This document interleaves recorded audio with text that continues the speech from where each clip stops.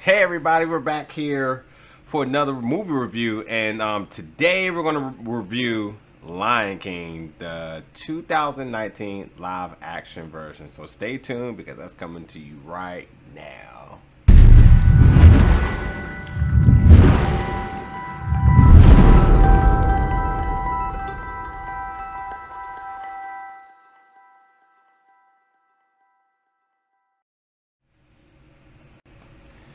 So man, look, Disney's back at it again with another live action, and this review is going to be short because it is short and sweet. But I love this movie, and a lot of people are mad because the trailer for Mulan just came out. People don't want another live action movie, and so people like think of new things, whatever it may be. But let me tell you, Disney is forever in my heart, and as long as people are spending their money, as long as they're grossing these outrageous amounts opening weekends and in total, they're gonna keep making these things, and you can't be disappointed because Disney really does not let down, and Lion King continues to follow the recipe of good movies, good live actions of the Disney product. And I gotta say, like, wow.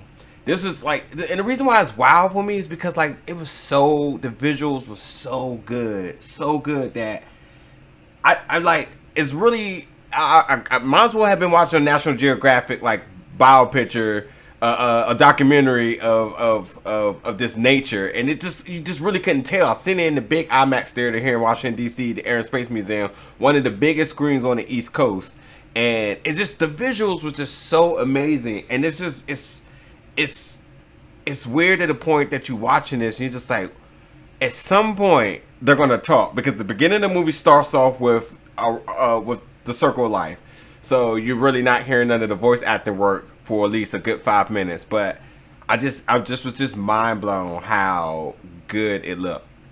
So here's something I wanted to point out. So like Mulan, people were complaining about people not being in there and whatever.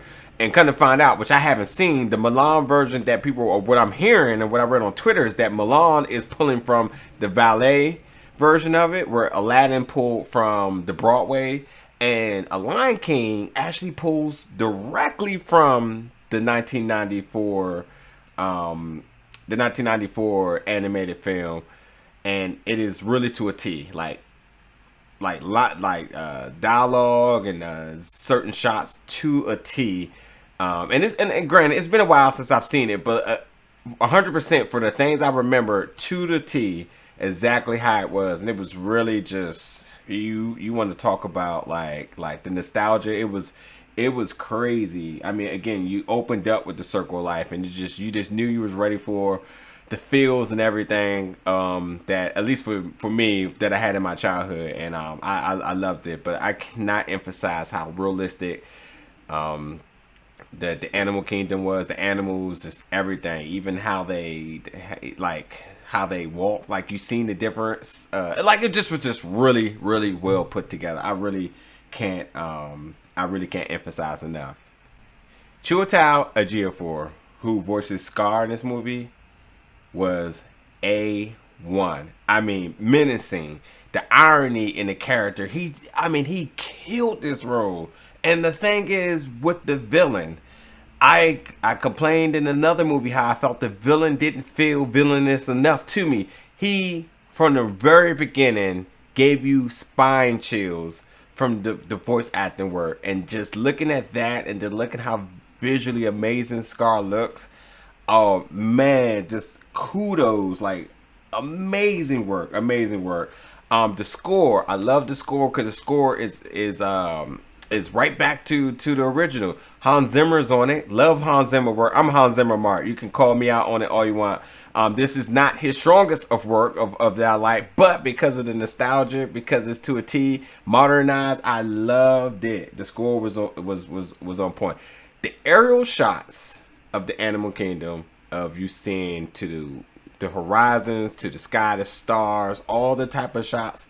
My God, to be honest, go see this movie in IMAX because you legit get your IMAX money's worth within the first 10 minutes. Like it just was, you know how Disney come with their effects, and this was nothing short of it. Like I'm telling you. But yeah, like just the visuals over the Pride Land is just so good. Um, let me put a disclaimer in here really quick. Simba and Nala as a child, absolutely so cute. So cute to the point that you're just like, oh, I want a baby lion. Oh, I want to pet a baby lion. People, lions are dangerous. Don't forget that. But I will tell you, and it has crossed my mind a few times in the movie, do not, like, they're so cute that you get this idea of like, oh, I would want one. Remember, don't be that person reaching over into the lion's den at the zoo. They're dangerous, but they're so cute that you quickly forget about the nature of these animals. But again, so realistic, beautiful color contrast. Like it is amazing. It is amazing. Zazu instantly becomes a favorite in this movie. I love the sarcasm in the character voiced by John Oliver. You love the comedic relief he instantly has with in the beginning where Mustafa is obviously trying to train Simba to eventually taking his place as the king of the Pride Lands, and so you know there's a sense of pride in that. Where Zazu, you know, and his role in watching over and being the news reporter for the morning, his sarcasm is so good. Like you know, it's what you need, because like myself and like everyone else I know, everyone is anticipating the one scene that really haunted our childhood, and it's just you know what's coming. But Zazu definitely was the character, really played well. That really kept the balance for the point of everyone knowing that one moment is going to really rip our hearts apart. Scar has an original song in this movie that I liked. I love it. I didn't even know he could he can voice that good, or he could sing that good. I loved it. He had a song called "Be Prepared" that he sung to the hyenas upon rallying his troops, but it was so good. It was really so good. Like, I'm typically have not been a fan of original new songs yet. This one I am. I really am. I really liked it. Like, seriously, Chiwetel Ejiofor as Scar is like amazing, and like his own rendition of "Be Prepared," which I'm calling it original song, but like really like his spin to it is really good. And like I understand that everyone's, you know, is like how iconic Jeremy Irons' like original role in this movie is, but like he really does this justice. Like, you can be proud of both of them legitly, because like they were both good. But like the Be Prepared in this movie, I loved it. It really set a tone, and because of the little bit of changes in the movie, you see why they made the changes in this song. But just moving forward, again, the Mufasa death scene, that's everybody wants to talk about, and I can tell you 25 years later that it still hurts the same way. The putting on your seatbelt, anticipating the big fall from the roller coaster, whatever it may be, it still feels the same way. And seeing how visually good this look, and seeing how being brought to life like that, it was something. But yeah, you're gonna feel all the feels, 100%. You're gonna feel all the feels. The action camera shots, which I have in my notes here, were really good. And what I mean by this is that when you see Simba running from the stampede, the chase scenes, the frontal portrait scenes, first person portrait action shots, really good. You see the detail and the realism in these characters. The CG, again, I'm so confused because I know it's CGI, but it's a part of me is like, these are real animals, and they just got them out here acting all crazy and putting on a Hollywood performance. I'm telling you, it is really something. By the way, I'm looking over here real quick. I did got these cool posters here that they were able to give out. Really good, the official posters from Lion King. So they did give these out. Always love to get me some freebies. And looking at that too, if you're not even familiar with the cast, Just look at that all-star cast there. Let's talk about Mufasa. James Earl Jones reprises his role after all these years. Legendary role. And having him back was a really good thing. It's so good to have somebody that's been so iconic in so many things for us all over the years. It's obviously it's Vader and Mufasa, and somebody that continuously can deliver. James Earl Jones is that man. And I tell you, when he speaks as Vader, as Mufasa, you listen. He has such a commanding voice that it's just like you just frontal attention whenever he talks. You gotta appreciate it. Another thing too, a lot of people always like to ask, well, did it mess up the original one? Because it's a pretty much modern. When I say modern, I'm going to say it's definitely a one-on-one to the original anime. It means they did completely pull from that, put it in this, added maybe like 20 more minutes worth of stuff, extra like dialogues with the hyenas. There's some differences there with the hyenas and their army. And Pumbaa and Timon, there's obviously some added stuff there, which we'll talk about in a second. But it does it justice, 100%. And again, James Earl Jones being part of this, you know that it's going to have to follow suit, because that's just part of the one thing I think Disney does good. They make sure that they do justice from the original, or they make sure that they pull or from something else so that it doesn't touch the original. I spoke about it with Aladdin, how Aladdin was so good. You still loved the original, but you still loved the new version with Robin Williams and Will Smith characters, Genie. You two different adaptations of it, and you appreciate both of them. So this is the one-on-one, animated and the live action down the straight path. And again, it's just a little bit of more added stuff with it. So after the Mufasa death scene, obviously, Hakuna Matata is the next song that it comes up, and it is really. First of all, that scene is amazing. That shot of the waterfalls and everything is just really amazing. But it's really just a good pick-me-up to everything that's going on. Not to mention that that it has some extra dialogue with it.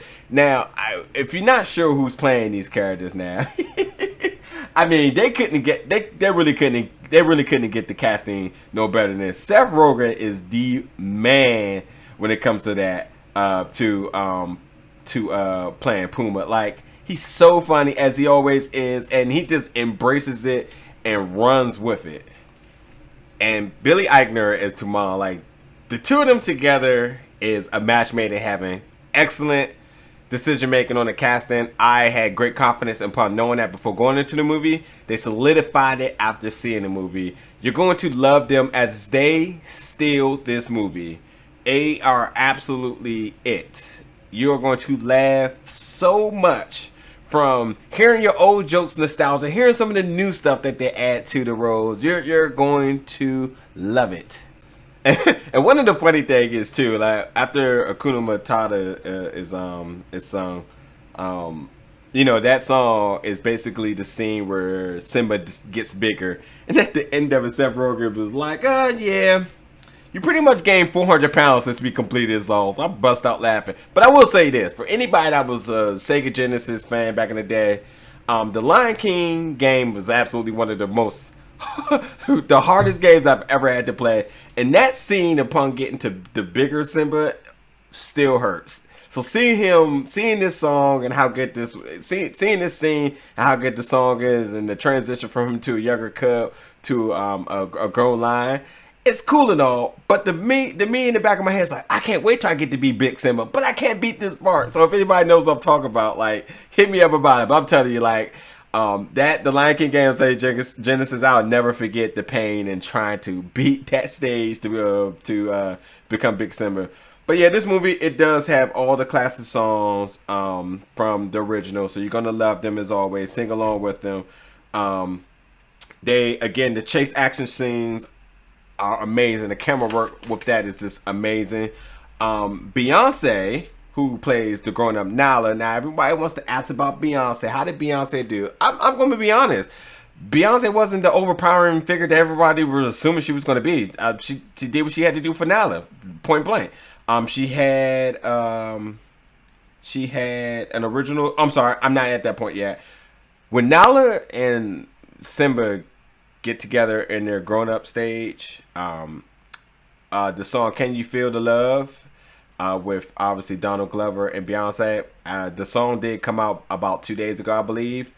I'm seeing it in action with the visuals. I mean, literally, very strong sing, very strong vocals. It was just totally amazing. It was moving. It was really moving. We know there's eventually that the two friends eventually falls in love. We know how this story plays out, but I'm seeing it all happen with the song. It was absolutely moving. Amazing work by the two of them and their duet for that song. And I love that song. One of my favorite songs of all time with Disney movies.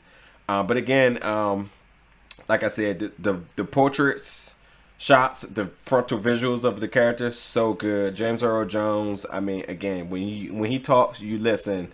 So Beyonce's song in The Lion King, her original song for it is called Spirit. You do hear it eventually at this point in the movie.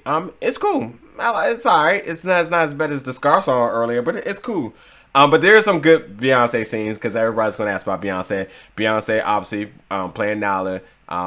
She comes into Fo as being the queen of Pride Lands, and there's this one scene where she's like, "Lions, are you with me?" And like, yeah, I know she was talking to the lions, but at the same time, we really know she was talking to the beehive. So if you start hearing the beehive calling themselves lions at some point, you know that's where they got it from. But that was pretty cool.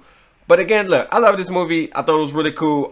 It's gonna make a ton of money because we just know it is, and it's Disney. Comes out at a perfect time. I would just trust people seeing the IMAX because the visuals are amazing. But look, let me know what you guys think whenever you see it. Hit me up in the comments. You got any questions or anything like that? And again, I appreciate you guys always tuning in, subscribing. Both bad and good feedback. I don't care. It's conversation, and I'm not a perfect. I just give my review for what I think of it. I'm not trying to be the populars, get it right all the time guy. I'm just trying to give you guys some thoughts, and hopefully it'll get you guys in the theaters, and you can make judgments yourself. But again, thanks for tuning in, and I catch you guys for the next movie.